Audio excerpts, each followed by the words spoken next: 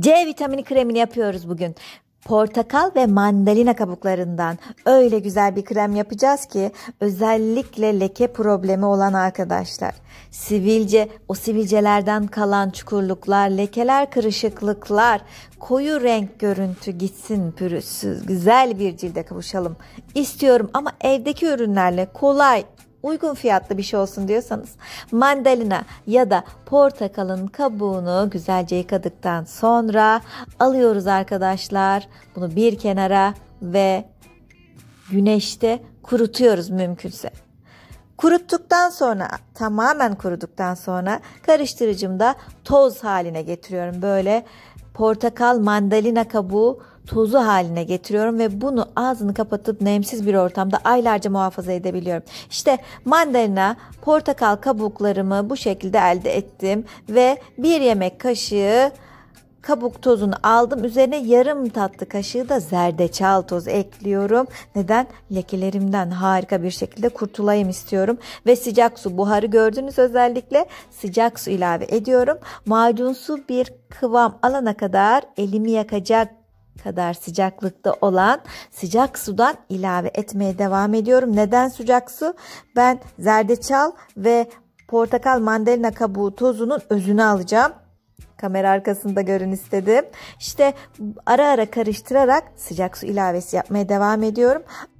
Zerdeçal biliyorsunuz cildimizde çıkarttıktan sonra bile hafif sarı lekeler bırakabiliyor ama sıcak suyla yaparsanız bu çalışmayı o lekeler de kalmıyor arkadaşlar. Hem özü de çok güzel elde edilmiş oluyor. O yüzden tavsiyem sıcak su ilave etmeniz. Bakın bu şekilde bunun ağzını kapatıyorum ve bekleteceğim.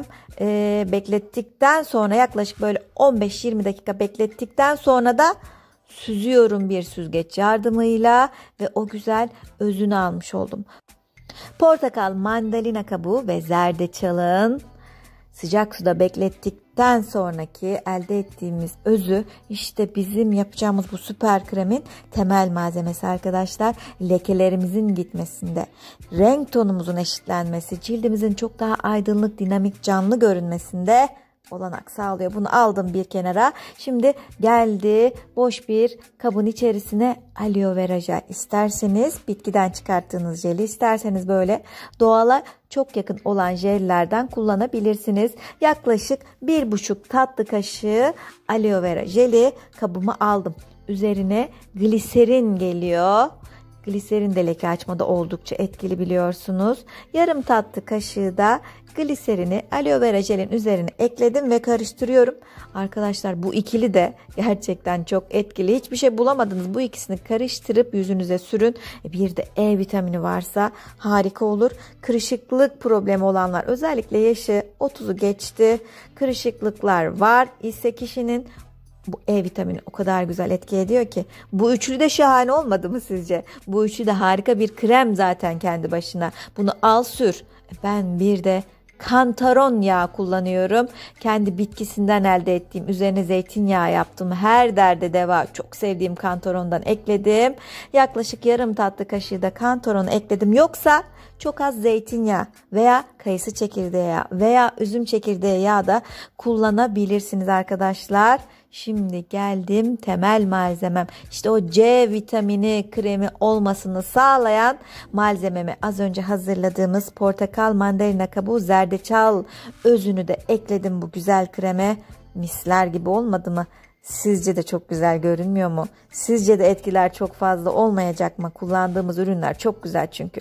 Boş bir cam krem kabına hazırladığım bu C vitamini kremini aktarıyorum arkadaşlar. İşte piyasada bulduğunuz o kimyasal kremlerden inanın çok daha fazla etkiye sahip. Fiyatı da çok daha uygun. Etkisi de çok daha fazla. Hemen ellerime sürüyorum. Emilim de oldukça güzel arkadaşlar. Öyle yağlı bir hissiyat oluşturmuyor. Mis gibi oluyor sürer sürmez. Bu güzel C vitamini yüklemesi yaptığımız kremi koltuk altı, diz ve dirsekleri aydınlatmak için de kullanabiliriz. Yüksek oranda C vitamini barındıran bu güzel kremle yaşlanma belirtilerinden kurtulabileceğiz arkadaşlar. ölü hücrelerden kurtulacağız. Gerekli kolajen yüklemesini yaparak daha pürüzsüz, daha gergin, daha genç bir cilde kavuşabileceğiz inşallah. Kremi sürdük. Kuruduktan sonra bakın yapıyorum bunu. Bir peçeteyi suya batırıyorum.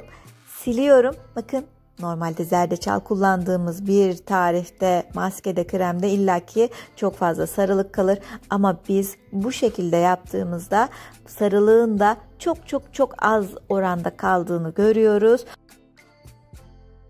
Bu yüzden de gönül rahatıyla kullanabilirsiniz. Bu arada kanalımıza hala abone değilseniz lütfen abone olup bildirimleri açın. Altyazılardan da istediğiniz dilde izlemeye devam edin. Ben şimdi yaptığımız bu güzel kremi yüzüme nasıl uyguluyorum onu göstermek istiyorum size arkadaşlar. Boyun, dekolte bölgesindeki sarkmalara o kadar güzel gideriyor ki, yüzünüzde renk dengesizliği varsa, yanaklarınızda böyle güneşten oluşmuş ya da yaşlılıktan oluşmuş kahverengi lekeler varsa, işte bu krem onlarla savaşmak için birebir arkadaşlar. Tüm yüzünüze bolca kremi bir güzel sürün. Göz altlarımıza sürelim mi? Göz altlarımıza da sürelim. Oradaki koyu renk halkalar, ince çizgiler, kırışıklıklar, onlarla da mücadele edelim. Yani çok fonksiyonel, çok işe yarar güzel bir doğal krem yaptık bugün gene birlikte. Ben kremi sürdükten sonra böyle bir masaj aletiyle de daha güzel temas etmesini, cildimin bunu daha güzel emmesini sağlamaya çalışıyorum. Ama böyle bir aparatınız yoksa hiç problem değil. Biz artık ellerimizle de bir güzel nasıl masaj yapıldığını biliyoruz. Böyle de uygulayabilirsiniz ama bence bu güzel aparatlardan edinin. Kendinizi birazcık şımartın. İndirimlere denk geldiğinizde hemen birer tane edinin arkadaşlar. Bu şekilde cildimde kremi kurumaya bırakıyorum. Buzdolabında ağzı kapalı olacak şekilde 10 gün muhafaza edebiliriz ve her akşam yatmadan önce kremimi sürüyorum. Kremi ilk sürdüğümüzde sarılık olacak arkadaşlar. Kuruduktan sonra o sarı görüntü azalıyor. Rahatsız oluyorsanız, ben bunu çıkartacağım diyorsanız en az yarım saat, ama en az yarım saat bekletin. Sonrasında dilerseniz sodalı pamuklarla cildinizi tazeleyebilir, gözeneklerinizi sıkılaştırabilirsiniz. Etkileri daha da arttırırsınız arkadaşlar. Şöyle buz gibi soğuk bir sodayla da yüzünüzü, boynunuzu güzelce silin. Etkileri arttırın. Ama derseniz ki ben dayanırım, akşam sürüp sabaha kadar da bekletebilirsiniz. Etkiler müthiş olur. Bugün C vitamini kremini yaptık. Umarım çok daha güzel günlerde çok daha güzellikler görürüz. Kendinize çok iyi bakın. Hoşça kalın. Homemade vitamin C cream just with tangerine and orange peel. It's really effective. I'm sure that you will like it. To get a younger skin, try to do it as soon as possible. Bye bye.